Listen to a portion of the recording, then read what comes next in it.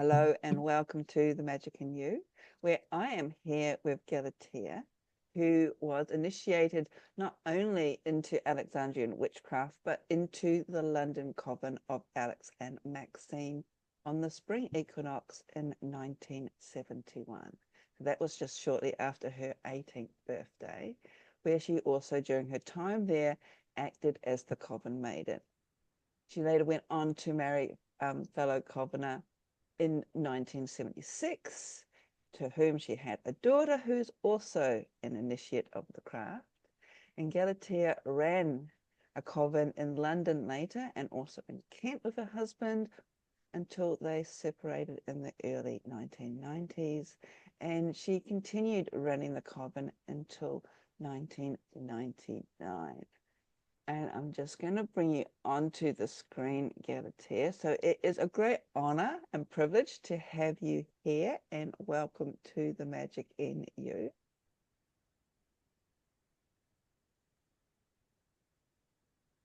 And what I will do too, for people who may not recognize you, I'm just going to share my screen because this might be a really good place for us to start our conversation.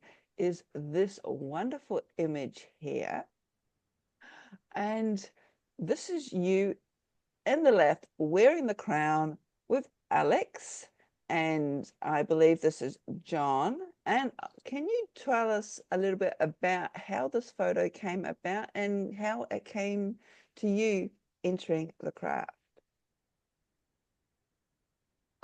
This photograph was taken as a series of photographs which are now appear quite frequently, although the mystery is lost in time, really, and people don't know who we are anymore. But these were photographs that were taken pre-filming for Secret Rights, and they were used for publicity for that. And there's quite a few different photographs from that day. I think it was done over 2 days. And one of the photographs that occasionally appears was actually taken by one of the Coven members. Beautiful, beautiful lady that we used to call Witchy Wendy, because she looks exactly like your image of a beautiful witch. And in fact, she is my oldest friend who I met in Alex's Coven, and we're still friends all these years later. But none of these photographs were actually real rituals. They're all just mocks. So this is supposed to be a hand fasting ritual. And John and I were not actually getting married. We weren't even involved with each other at all. And Alex, in this particular instance, and I love this photograph because Alex was telling me something funny at the time and making me laugh, and you can see that mischievous look on his face. So very happy memories, and yeah, a very long time ago now, but lovely. Yes, and thank you for sharing that with me. And you mentioned off camera that there was something also about the crown that you are wearing as Yeah, well. that's Alex's crown. That's the Witch King's crown. And I believe that the other one that John is wearing, which was the silver one, the one I'm wearing is the gold one. Um, that one was given to Stuart Farrer, and he passed it on to one of his initiates. And people do know where it is, but they're keeping that information to themselves. But the Alex's crown is now in possession of Maxine, but it's currently on display in the Witchcraft Museum in Boscastle. Yes, yes, because I've got a wonderful exhibition happening with a lot of Alex's and also Maxine's ritual finalia down there. So thank you for sharing that. And I'm just going to now bring you onto the screen so we can talk about the magic in you properly. And as I mentioned in the introduction, you came into the craft in the early 1970s, just after your 18th birthday. And what was the drawing? What drew you first to witchcraft in general, and in particular Was there anything special about the Alexandrian tradition that drew you to it? Well, I suppose strictly speaking, you could say I'm not an Alexandrian because we didn't call it that at the time. When I joined, What Witches Do hadn't been published. And that term, Alexandrian, really only came about after that book came out. So we just regarded ourselves as witches. We didn't give ourselves any other label. We were just witches. And that included the Gardnerians. Well, we didn't call them Gardnerians either. They were just, well, some people who didn't like us very much. But that's all in the past now. And I believe that in America there's quite a division between the Alexandrians and the Gardnerians. But in England, we don't really have that at all. We still just consider ourselves to be witches. And back then, we didn't call ourselves Alexandrians. We just called ourselves Alex's initiates or Alex's witches. So what drew me to it? Do you know, I don't know. I honestly don't know what made me think that I should do it.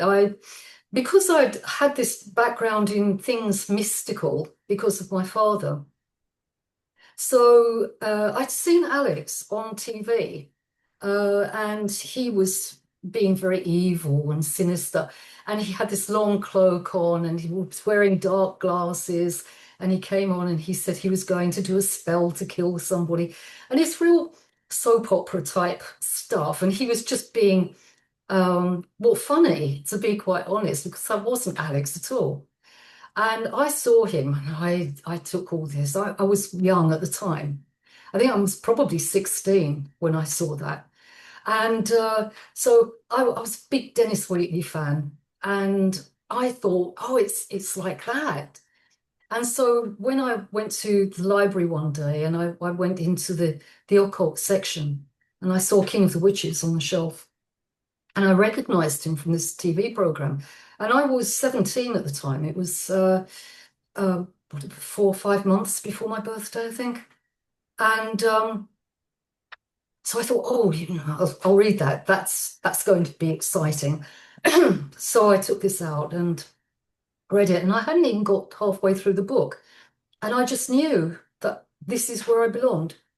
And I don't even know why. Even not to this day, I don't know why I felt like that. But I just recognized something in myself, something that made me think I belonged. And but I knew that I couldn't go along then because I was too young.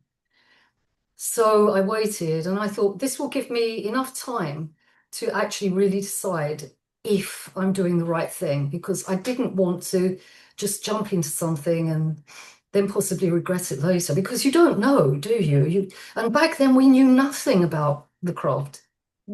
It was all still very secret. There was very few things that were revealed. And so I waited and I went to see Legend of the Witches with some friends of mine from work. And it was one scene in the film, and all it was just clouds going across the moon. And something just triggered in me. It was just like this overwhelming response. And I was right back there again thinking, yeah, this is what I need to do. And I think that was a month before my birthday. And I said to my friends when we came out, I said, I'm going to join them. And they laughed. They thought that was hilarious. And I said, you wouldn't have the nerve. And 2 days after my 18th birthday, I went up to London and I walked up and down Clanricarde Gardens. And I knew that they lived in the basement because it said so in King of the Witches. I knocked on every door until somebody said, oh, yeah, they live at 15. And but they were away. They were doing a show at the time, and they said, "Oh, they'll be back in a couple of days." So I went back after a couple of days and knocked on the door. And Maxine came to the door, and I'd never seen anyone that looked like her before. She was like this really otherworldly beauty, She didn't look quite human at all. Really tall. Maxine's very tall. And she had this long, long hair, blonde hair. And she was absolutely stunningly beautiful. And she said, if you come back this evening. And so I did. I went back in the evening. And of course, I've actually told all this in Jamal's book. But I walked into the pub and there was all these witches sitting there. The coven was big. It was a very big coven. And they were all like taking up half of the pub. And right at the back, sitting in the middle, I recognized Alex. And I went up and he beckoned me over and I said, I spoke to you on the phone. And he said, I know, I've been waiting for you. And it was just such a magical moment. And it wasn't done with any kind of affectation. It was like, yeah, I knew you were going to be coming. So, and I sat down and we talked, and then we went back to their home, and we had a questions and answers evening that evening. And so I didn't ask anything. I was too nervous. I didn't know enough anyway to ask any questions. And but I was very interested to hear what other people said. And then afterwards, we went back to the pub, and I sat next to Alex. And I asked him then, do you think I will make a good witch? And he said yes. And I was initiated a month later. We did things very fast back then. A lot Wonderful. faster than most people do. Thank you for sharing that wonderful story and also an insight as to how it was back then. And I really like the idea or the reminder that you gave us that there wasn't the labeling that we have today. And sometimes I feel that we get caught up too much in the labels Oh, too. yes, definitely. Mm. And I also think, yeah, especially in the UK, I think we still tend to think of ourselves just as witches rather than, oh, there's the Gardnerians over there and there's the Alexandrians over here. I think we tend to leave the labels to people who aren't in the craft. It seems to be more of a thing for them than it is for us. And yes, and also for them to sort of ascertain the differences. And it's just like, well, there are some, but not a lot of differences, to be perfectly honest. But then again, I'm not a Gardnerian, so I honestly can't really speak for Gardnerians myself. well, I've actually had three Gardnerians in my coven at various times. And they didn't see that much difference between what we were doing and what they were doing. And it seemed to me that as far as differences were concerned back then, they were negligible. And it seemed really that Alex was kind of just straightening some things up a little bit, more streamlining them. But he never completely abandoned anything. He didn't do that. It was all still there, but it was just done slightly differently. But they were really small differences. And I think people make more out of what they perceive as differences now than we saw back then. Um, so yeah, a few things. But when I've spoken to other Gardnerians now, a lot of them have adopted the same things that Alex introduced anyway. So the differences are even less. No, wonderful, wonderful. And also it mentioned in the introduction that you, for a time being, were also Coven maiden of the London, well, I suppose the London Coven. Now, for people who aren't familiar with sort of the ranks and titles, what does actually Coven maiden mean, and what did you do within the Coven that was maybe set yourself apart from just a normal Covener there as well? Oh, I wasn't set apart from anybody else. It wasn't like that at all. Uh, in Alex's coven, we all generally got the chance to do different things. And most of the initiations that took place, and there were initiations all of the time, it never stopped.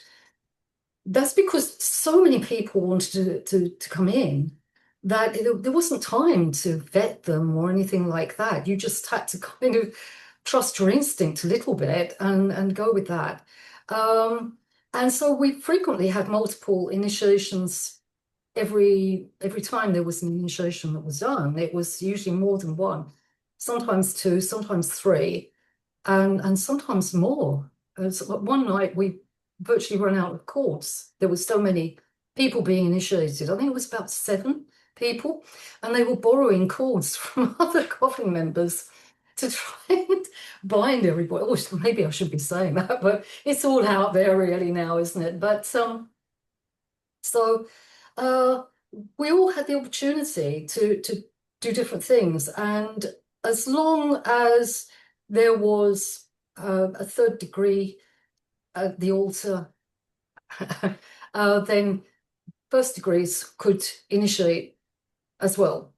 But it was under the direction of somebody else. So, but we, like I said, we all regarded ourselves as Alex's initiates. And so my role as Coven Maiden was just that Maxine had already had one young child, and then she got pregnant quite soon after I joined.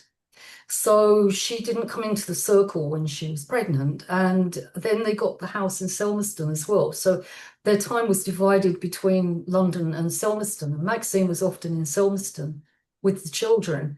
So I stood in for her in the circle. That's really what it was. So I had the opportunity to work a lot with Alex in the circle, which was really very informative. But also, sometimes if Alex couldn't be in there, then I would take the circle and I would choose one of the men to be the high priest for the evening. That really was it. It wasn't anything special. Well, it wasn't, it wasn't. It wasn't, I didn't have any rank above anybody else. We were all equals. We never really made much fuss about second and third degrees either. It was, everybody was just in the craft. And a lot of people just never even went through the second and third anyway. They were quite happy just working as witches in the coven. And I find that really interesting, and I really like that idea of how because this is something else that sort of has changed, especially in some covens where only so the higher degrees get to do all the work, shall we say, in the coven, and everybody else is not technically a bystander, but you're not getting to be an active part in there as such. You're still adding your energy to it. But it sounds like definitely back in the day, back in the early stages, that everybody played an active or had the opportunity to really Yes. be intimately involved Yeah. in the resurrection or setting up of the Mm. temple and the coven. Well, that was one of Alex's innovations, really, because I believe up until that point that it was generally the high priestess that did virtually everything. And Alex changed that so that everybody got treated as equals. And it was Alex's uh, teaching that we should all be independent, active, having self-agency, so that we could all work either in the coven or outside the coven. And some groups, they don't allow you to do that. You're not supposed to do your own circle outside. You can only be in a circle with the coven, the rest of the coven. And we didn't have that. And, I think almost from the moment we got initiated, I can't wait to cast the circle on my own. And so you learn more intensely that way, but not in the sense of it being difficult. We were so enthusiastic. We wanted to learn. We just absorbed it. We were like sponges, just soaking all this stuff up and putting it into practice on our own and in the group. And that's why I think that most of Alex's witches, they tend to have a sense of independence.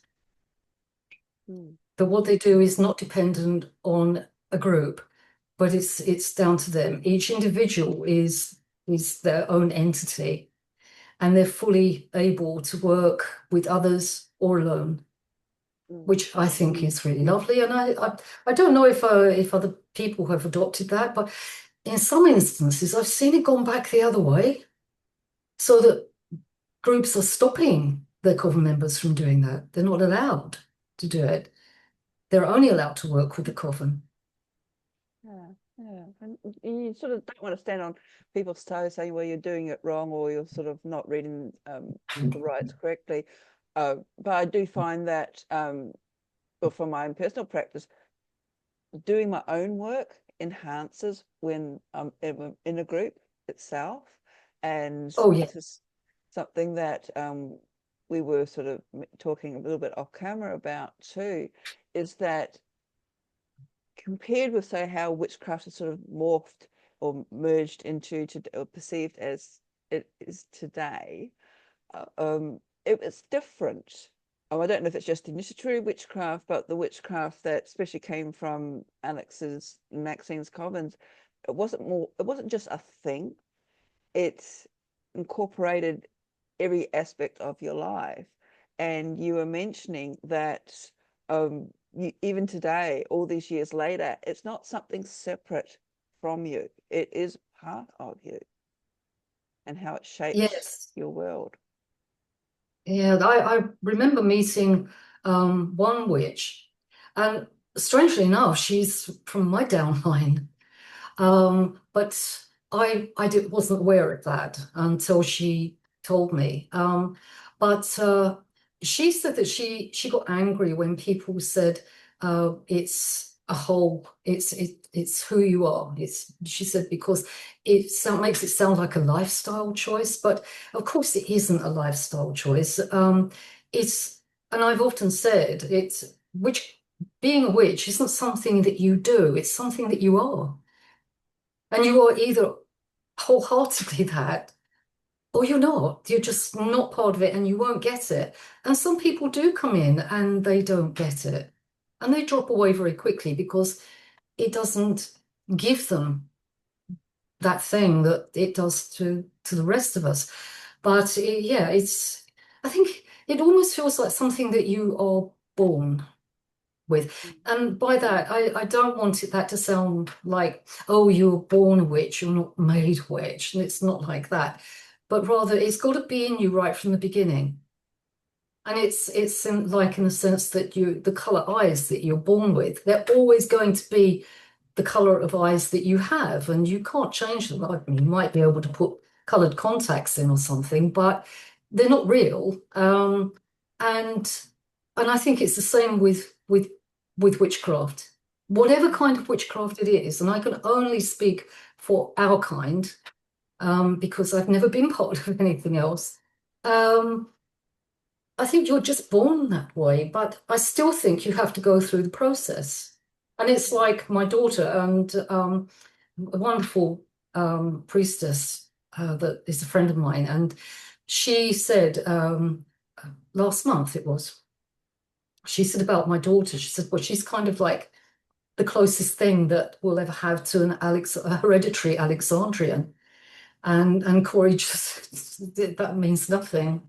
It's completely meaningless because she knows that unless you go through the whole process that everybody else has gone through, you're not going to understand it. Simply being born into a family of witches is meaningless unless you do the work.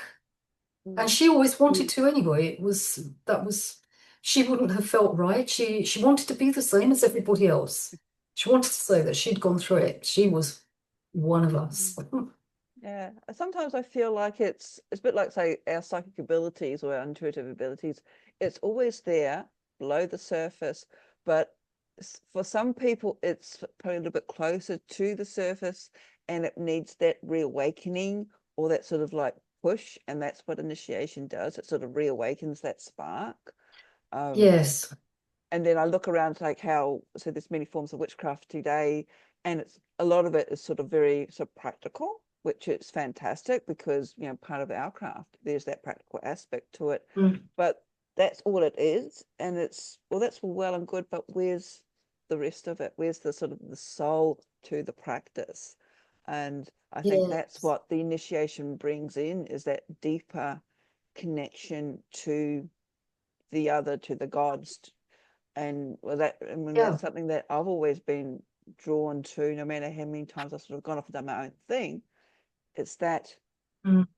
connection that I think initiation actually awakens us to, that brings us back. Yes. Well, I think people who, the ones who say, I don't need to be initiated, I can just, one person even said to me, I don't need to be initiated. I was initiated I was a witch in a past life, so I don't need to be initiated. And I said this to, do you know Frederick Lamond? Do you know who Frederick Lamond Yeah, I've got one was? of his books. Yeah, yeah. Yeah, he was in the Bricket Wood Coven, and I told him that, and I what do you think of that? And he said, well, if somebody had been a brain surgeon in their past life, but hadn't gone to medical school in this one, would you let them operate on your brain in this life? And it's the same thing. Um, and I think what happens is that people who who they're the ones who decry initiation. And I'm not saying that everybody has to be initiated. I don't think that. And I think everybody find their own path, be happy with that. But it's the ones who become a bit antsy about initiation and they get a little bit upset about it, or because we get accused of being elitist.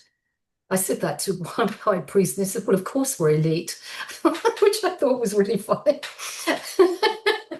um, but I think what they don't understand, and that's because they've not been through it, is that initiation, it doesn't just bring you in to this particular, and I'm going to call it tradition, and I don't mean Alexandrian or Gardnerian, I'm talking about the craft. It brings you into the craft. It also plugs you into the egregore of the craft, right? And that brings about a change. But the other thing, and this is what most people forget, is that an initiation ceremony is a magical ritual. It's more than just an introduction. It's actually a magical rite. And when you do magical rituals, it's done with the intent of bringing about change. And one author, and I can't remember who it was, she said, when somebody tells me that they've been initiated, I ask them, and how did that change you? And if they don't know, then it means nothing happened. And we all do know that sometimes initiations don't work. And it does change you.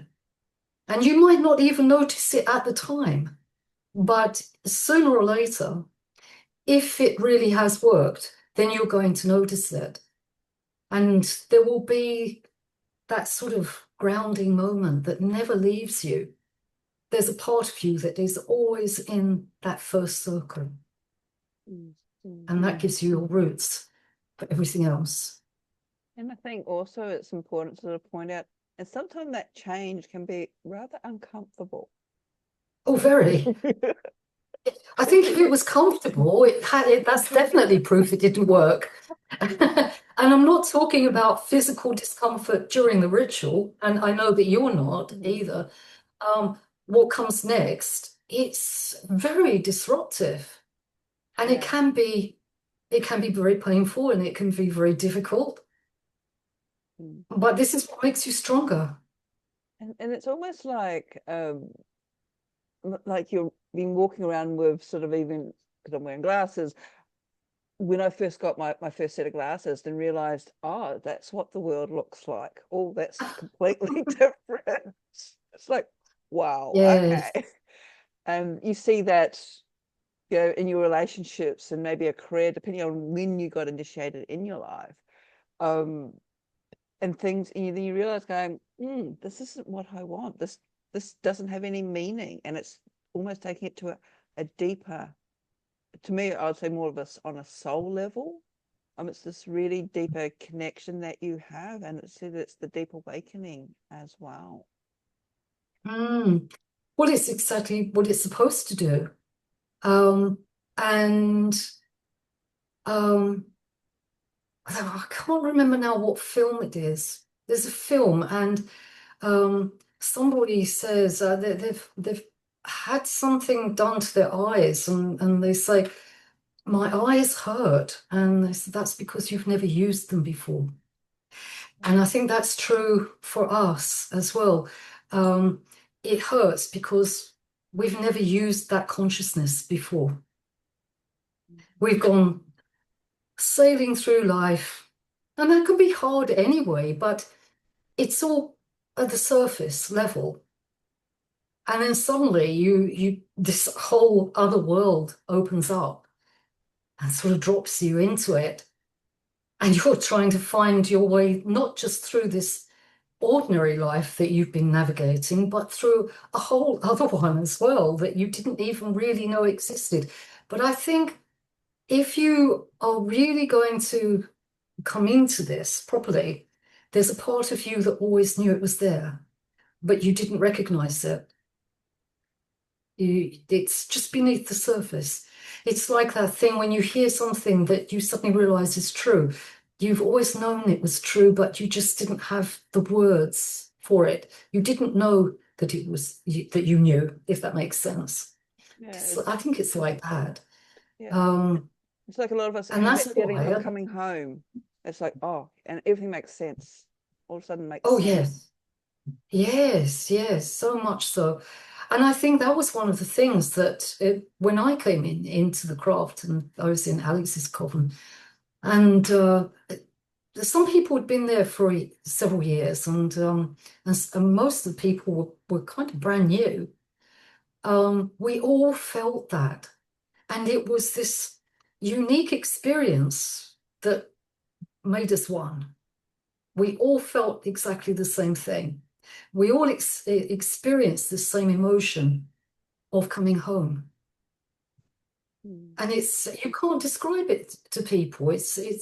But I don't think it's just the craft that this happens in. I think people find the same thing in other paths.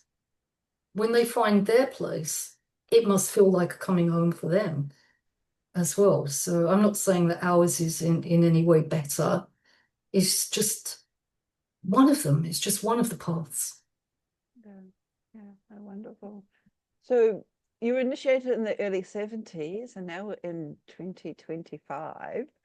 How do you think that your path has sort of, and I know we've sort of talked about it, but how has it shaped you? Looking back, how has it shaped you over what, nearly 50 years? Is it 50 years? So Is I that number don't, correct? yeah, it's 54 years, yes. I don't know because I've been in the craft my entire adult life. So I don't know what I would have been like without it. I grew up in the craft. No, So the idea to me of not having it just is something I can't even begin to imagine. mm, It's mm. always been there. But I think perhaps the thing that was most significant for me that changed things was that the era that I grew up in, most people consider themselves to be nominal Christians. Um, and my father was more, he wasn't religious, he was more of a mystical mindset. And my mother had been a Sunday school teacher um, before I was born. So she was more religious, but in that kind of Christian mindset, but not in any kind of you will believe this and this is how it is. There was nothing like that. I was more religious.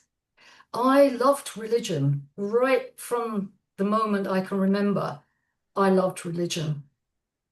And when I became older, and my family were supposedly Anglo-Catholic, but they didn't want to know it. My uncle became a Baptist. My mother just didn't bother with it really. Nobody else did. But I went to Catholic church when I was a young teenager, and I just loved it. I loved the ritual. I loved the incense. I'd never smelled incense before, and I just thought that was wonderful. And I loved all the statues and the color. And it was so different from other churches that I'd ever been in. And I just thought it was just beautiful. Um, but as I learned more about it, there were things about it that I didn't like. There's still a lot of things about it that I don't like. In fact, there's a lot less I like about it now than I did then. But I still think they know how to put on a good ritual. Um, but I always felt drawn towards that ritualistic mindset. And so in my bedroom, I would have a little altar and I would do my own rituals. And it was to Egyptian gods. And because I loved Egypt right from almost the first time I ever saw anything Egyptian, I fell in love with it. And so my father had said to me when I was very young, he said, that whatever religion it is, whatever name people use or imagery that people use for the divine, it's all the same thing. It's not our God and theirs are false. They're all the same thing. They're all real. They're all just names and faces for the same thing. So I grew up with that. So gods and goddesses, when I came into the craft, was no leap of the imagination for me. It just seemed perfectly normal. But the big thing was the goddess. That was the change because all the other ones, they're all very male dominated. And to come into the craft where the goddess was the prime deity, that made a huge impact on me. And I just fell in love with her. And I'm still in love with her. And the night that Alex told me that he gave me my date for my initiation, and I was going home afterwards, and I was walking on air. I couldn't, this thing's going to happen. I can't believe it. And then I suddenly thought, what if the goddess doesn't want me? Right? And I thought, I need to find out. I need to find out if she's okay with this. So I said to her, if you accept me, please give me a sign. Well, I got my sign immediately. It happened so quickly, and nothing like that had ever happened to me because before, gods were very transcendent. They were up there. They didn't really interact with us. Occasionally, some people reported miracles, but that wasn't for the likes of ordinary people like us. And it seemed the most natural thing in the world. But on the one hand, I was thinking, oh my goodness me, yes, she said yes. And on the other hand, I said, she talked to me. She didn't actually say words. It wasn't like that. But she gave me this sign. It was an unmistakable sign. And that came as a big surprise. And I realized then that our gods interacted with us in a way that they don't in the religions that are of a more transcendent nature. And so that really changed everything. But so I love the goddess very much. I like the god too. He's very sweet, but well, when he's being sweet. But I love the goddess. I think you mentioned you've tapped onto something that's really important because, and people tend to even today forget when they completely sort of dismiss all concept of religion and deity from the craft, is how revolutionary, and even today it still is putting the goddess up there, as you said, the main deity. And even in the 21st century, very few religions do that, if they're very few, and apart from a few sort of Eastern traditions, and it's still very unique. So how do you Yes. feel about the interpretations of the craft where they've sort of removed all that sort of religious aspect to it out of it? Well, it just seems to me to be not the craft if you do that. Um, of course, the craft is a magical religion, and So there are obviously different kinds of magic. There is the higher magic, of which a lot of us are familiar with. And then there's the spellcraft, that when you need something doing and it's the way that to achieve something that needs doing quickly, that's also useful. We're taught that as well. But there is this whole religious aspect to it that a lot of people find uncomfortable. And I guess it's because the only religion that they've been exposed to have been very dominant, very patriarchal, and very autocratic, organized religions. And so they see all religion in that aspect, that way. Whereas, of course, as we know, the craft is not like that. It isn't. It's nothing like that at all. It's very different. But it's that word religion, isn't it? It gets people. But it's only Latin, meaning that you've taken an oath, which is exactly what we've done. And it's generally to a deity. It meant in Rome that you're going to do something. You've taken an oath that you will serve this deity, and we all have. We've all taken that oath. So it's a proper religion, and it's structured in the correct way. So although some people argue against it, it is a religion. And I think to take that out of it, well, it's amputating a vital organ. So it's only half life once you do that. I like that. I think we come back to the labels, and we're coming back to especially in the Western mindset, Christianity doesn't define religion. It's just maybe one that most of us familiar to, but it doesn't define how religions are undertaken or deity is actually perceived as well. Mm-mm. But Galatea, we are running out of time, and this is most unfortunate because this has been a wonderful conversation having. And before, I've got a couple more questions I want to ask you, because you have a special relationship with one deity in particular, that's Diana of the Yes. moon. I'm just wanting to, maybe if you're able to, just sort of share something about your connection with her, and of all the sort of deities that are out there for people to sort of choose from. Why Diana, or how did Diana come to you so you can have the connection? She came to me when I was very, very young. I was so young that I couldn't put it into words, so I couldn't tell anybody about it. So I was a very small child, but I didn't know who she was at the time. And it terrified me. It really, really frightened me. And it wasn't until years later, I was already initiated, and I was telling a couple of the other young Coven members that I was friends with about this experience. And they said, you do realize that was you being called then? And do you know, I didn't realize at that point. But thinking about it later, obviously it all made sense. And then I realized that my entire life was being pushed in a direction that where I was going to end up, where I still am, because this is what she wanted. And I had to come into the craft because this was the only religion that was ever going to make me understand who she is to me. And so I didn't choose her. She chose me.